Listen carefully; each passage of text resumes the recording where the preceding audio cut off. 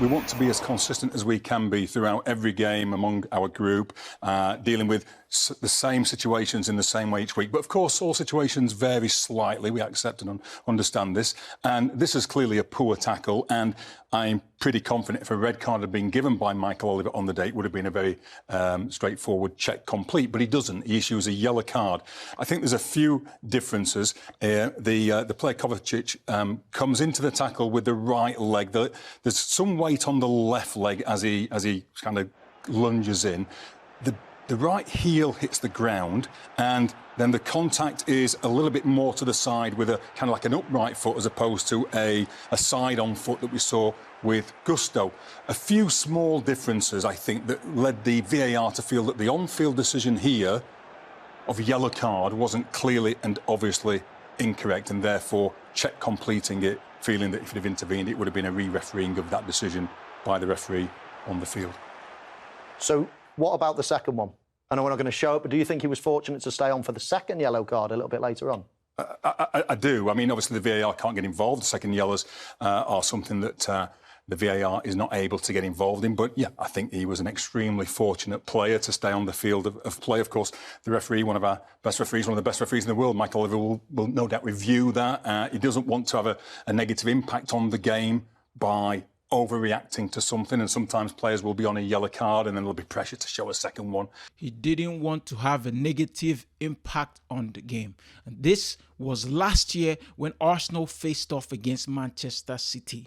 The same referee, Michael Oliver, decided not to send Kovacic off after one that could have been a straight red card and a very terrible second yellow card, but he didn't want to have a negative effect on the game. Right? I'm not going to dwell on that because I want to talk about what matters. In the last 7 days, Manchester City have played at home to Brentford. They won that game. They've played at home to Inter Milan. They drew that game in the Champions League. They also played that game on Wednesday. Note that down because it's important to know. At home against Inter Milan on Wednesday. And on today, they played us at home. They played Arsenal at home today. In the last 7 days, Arsenal, we've gone away to Villa, Aston Villa. We won that game. We went to Italy, in Bergamo, to face Atalanta. We tied that game. But we played that game on a Thursday in Italy. And today, we've gone away again to Manchester City, the champions from last season. And in this time, with all of this, rival fans are celebrating the fact that with the last kick of the game, Manchester City stole a point. What a time, guys. What a time. This context might be forgotten by a lot. You know, we should have won this game. We almost did. Referee planned to kill this game from us, but we found a way. We dug deep, and just one more. We needed one more moment of extreme focus. And the boys failed after such a tiresome game, after such a tiresome week of complete and utter insane travel. With Manchester City having an extra day of rest, an extra day of training, look at what we did. Look at what we did, guys. We were 2-1 up and the referee sent Trossard away. For a situation that had happened. Rival fans can come at me and say, oh, that was dumb of Trossard, that he shouldn't have fouled him or he shouldn't have kicked the ball away. Yes, I agree. But in the first half, we have Haaland slam into Saliba. Referee walked away. In the same first half, we had Goku kick the ball away. Doku kick the ball away. And nothing happened. The referee chose to walk away. But in similar occasions, when it was the red team, when it was Arsenal Football Club, the idiot had itchy fingers. I do wonder though, these commentators they see how bad these referees are. They see it. They see their inconsistencies. They see how they actually said it. On the one hand, during the game, when the red card was given to Trossard, the referee and VAR told them in their ear that, oh, it was for reckless challenge. And then when they went and watched the video back, they said, oh, let's save the man's face. Let's talk about the kick out. Kick out when? When it just was right when the whistle was going. It is shameful, man. These commentators know this. They have to start talking about the credibility of this league a lot more. People need to be held accountable for silly decisions. They really do. This type of things are so infuriating.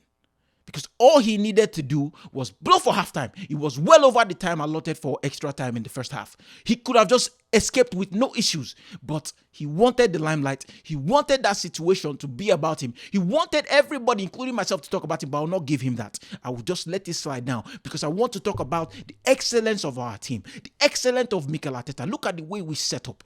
Everybody was like, White is on the bench. What is going on? Calafiori, he was wrong for that first goal. I'll give him that. He was too tight, a little naive. I was a little skeptical about him coming in to play this game, his first start against Manchester City. Why did you choose this game, Arteta? But I saw what he saw now. Because after that goal, Calafiori was absolutely incredible. He was such a rock. And honestly, if we would have won this game, this is what I was going to come here to do. I was going to come on here and I'll big up my chest because my team is a serious team. We are a serious team. What did Rodri say last season? Oh, we didn't come to win. You only got a draw today. Honestly, I didn't talk about Rodri's injury. The first situation, very early in the game, Havertz running into him. It was not intentional. But you know what? It was intentional. But it was not anything serious. And I thought the referee did okay with that. Rodri ran into the line of Havertz, and Havertz just bumped into him. That's what you want to do, right? Get your ass up. And then the silly Arsenal, silly rival fans are online talking about how Thomas Partey fouled. There was no foul. He didn't do anything. It's not my fault that your pitch is terrible, and Rodri was just unlucky, and he twisted his knee. It's unfortunate because I don't know how the game would have panned out if he was still on the game. But it's not my fault. It's not Thomas Partey's fault. We are not a dirty team. And if you're not being tribal and just being a hater, you will know that Arsenal never played that type of football. We never have in our history. Not when Sir Alex Ferguson was trying to force Arsene Wenger to play that way. We never did it. And Arteta has never played dirty football. We do not do that. Go and watch the replay again. Nothing happened to Rodri. He just fell on his own and twisted his knee. Unlucky. I never want to see that. I want a fair, full-strength team, both sides competing. But it wasn't fair because we only had one half of football because of the referee. It is absolutely disgusting. It's absolutely unacceptable. Now to the positives, to my boys at the back. Look at how we dug deep. Look at how we handled Manchester City. Look at how we controlled that game without having possession. They were bereft of ideas. Nothing worked. He finished his substitutions. He did everything they could. Foden, Grealish, all of them. Even though Grealish brilliance was what got them the goal. But before them, prior to that fortuitous lack of concentration from the boys after such lack of concentration is what it is as a fact. I am not digging out the players because they were absolutely incredible. If I was doing a player rating, they all got 10s. If not for that moment, this video, this day would have been absolutely different. I'm so impressed with who we are. I'm so impressed with the identity this football club has. The last 10 minutes of that first half, we were in control of that game. We were pressing them, and we rightly so got the goal to get us ahead. And we should have had two because Gabriel, that first corner kick, the first warning that we gave Manchester City, we should have scored from. He had a almost free header. There was a man under him, but he should have done better, and he knows that. And he rectified that in the second corner kick, and we scored. And then my man Arteta, when we took off Saka, I was like, what is going on? Why? You know, it was a little weird for me to see, but it's okay because my manager, who I've given full trust, knew exactly what the plan was. My phone's ringing. Knew exactly what he was going to do. I am so impressed with my squad. And honestly, this season is going to be something. We've lost Trossard now for another game. Just the same way we lost Declan Rice, but we won that game. And we should have won this game too. Arsenal fans, what a time that we're living in. You have rival fans celebrating that Manchester City scored a last-minute goal to equalize. That's what the rival fans are celebrating. Remember the past when it would be a capitulation that they will be celebrating? What a time. If you still doubt Mikel Arteta, if you still doubt the plan that this man has and where this team is now and where we are going, it's on you. It is on you. Because you should have seen enough. There's enough evidence for all of us to be on board. Not silly Arsenal fans trying to find a way to insult Edu or insult Mikel Arteta. Desperate Arsenal fans ready for clicks.